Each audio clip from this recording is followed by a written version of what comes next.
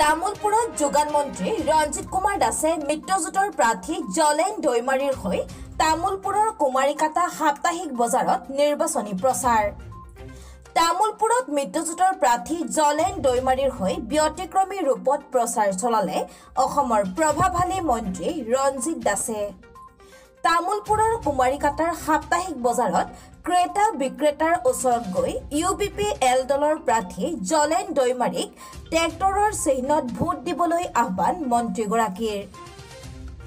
তামুলপুৰৰ পৰা Dhiraj উপাধ্যায়ৰ report, Baksa live.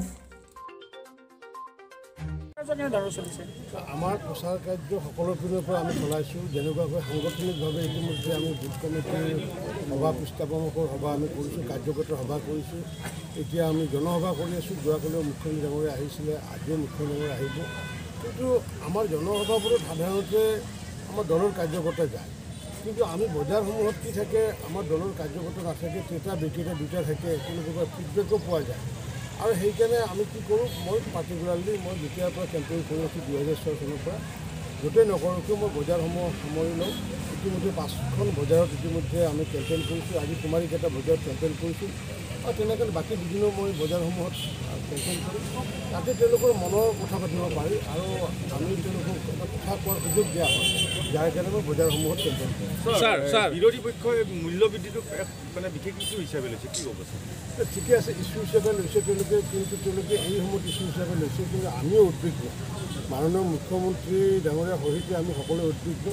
কিন্তু যিহেতু এইটো এটা সৰ্বভাৰতীয় পৰ্যায়ৰ যিটো বিষয়, যিহেতু এইটো আমাৰ ডিমাণ্ড এণ্ড ছাপ্লাই দুটা বিষয়ৰ ওপৰত দোকান খোলা আৰু ইয়াত যিহেতু উৎপাদন আমাৰ নাই, মগু দাইলে হওক, মচুৰ দাইলে হওক বা চানা দাইলে হওক, আমাৰ ইয়াতে উৎপাদন নাই। আৰু ইয়াৰ উপৰি আমি দেখিছোঁ আমি আনকি খাৰুৱা তেলৰ 27% প্ৰডাকশ্যন হয়। সৰিয়হৰ তেলো আমি ভাৰতৰ বাহিৰৰ পৰা আমি আনিবলগীয়া হয়। গতিকে যিহেতু ডিমাণ্ড এণ্ড ছাপ্লাইৰ কথা ৰাখি যেতিয়া ইয়াতে ছাপ্লাই ডিমাণ্ড বেছি থাকিব, ছাপ্লাই কম থাকিব, স্বাভাৱিকতে মূল্য বৃদ্ধি হ'ব। আৰু যেতিয়া আমাৰ ইয়াতে ছাপ্লাই যেতিয়া বেছি হয়, ডিমাণ্ড কম থাকে, তেতিয়া পিঁয়াজৰ মূল্য, আলুৰ মূল্য আমি 10 টকাকৈ খোৱা আমি দেখিছোঁ। গতিকে এইটো এটা সৰ্বভাৰতীয় পৰ্যায়ত আজি বেংগলোৰত কি দাম আছে আৰু আমাৰ কুমাৰীকাটা বজাৰত কি দাম আছে, সন্ধিয়া চালে আপোনালোকে নিজে পৰ্টেলত চালে, মিনিষ্টাৰ অফ কনজিউমাৰ এফেয়াৰ্ছত চালে গম পাই যাব। গতিকে এইটো লৈ পেলাই মাননীয় প্ৰধানমন্ত্ৰী নৰেন্দ্ৰ মোদী ডাঙৰীয়াই চম্ভালি লোৱাৰ কাৰণে চেষ্টা চলাই আছে। কৰোণাৰ সময়ত বহুত দেশ অৰ্থনৈতিক বিধ্বস্ত হৈছে, যদিও ভাৰতবৰ্ষত কিন্তু অৰ্থনৈতিক বিধ্বস্ত হ'ব দিয়া নাই, এজন মানুহ সুধাটো নাই। তথাপি আগন্তুকটোত আমি আশা ৰাখিছোঁ যে এইটোৰ ক্ষেত্ৰত আমি কিছু সকাহ পাম বুলি আশা ৰাখিছোঁ। ছাৰ, ইতিমধ্যে পূৰ্বতে আমি 100 টকাকৈ দিছিলোঁ, তেওঁলোকক 143 টকা দিব পৰা নাছিলোঁ। সেই 43 টকা দিছিলোঁ, আমি সমবায়ত দিছিলোঁ। এতিয়া মাননীয় মুখ্যমন্ত্ৰী ডাঙৰীয়াৰ নেতৃত্বত কেবিনেটত আমি সিদ্ধান্ত লৈ পেলাই আমি তেওঁলোকক কমিশ্যন বাবদ 143 টকা দিয়াৰ সিদ্ধান্ত গ্ৰহণ কৰিছোঁ। আৰু সমবায়সমূহক আমি ইতিমধ্যে 5 লাখ টকা এককালীন আমি সাহায্য দিয়াৰ কথা ঘোষণা কৰিছোঁ।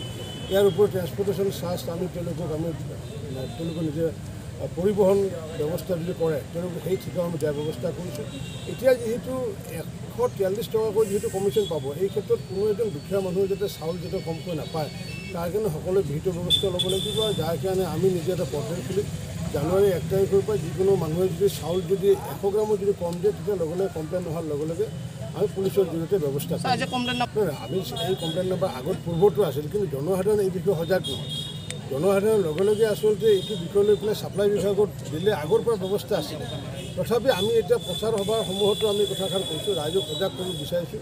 দুখীয়া মানুহ যাতে কোনো ধৰণৰ যে লাঞ্ছিত বঞ্চিত শোষিত নহয়, তাৰ কাৰণে মাননীয় মুখ্যমন্ত্ৰী ডাঙৰীয়াই তৎপৰ হৈছে আৰু সেইকাৰণে আমাৰ অসম চৰকাৰ তৎপৰ হৈছে।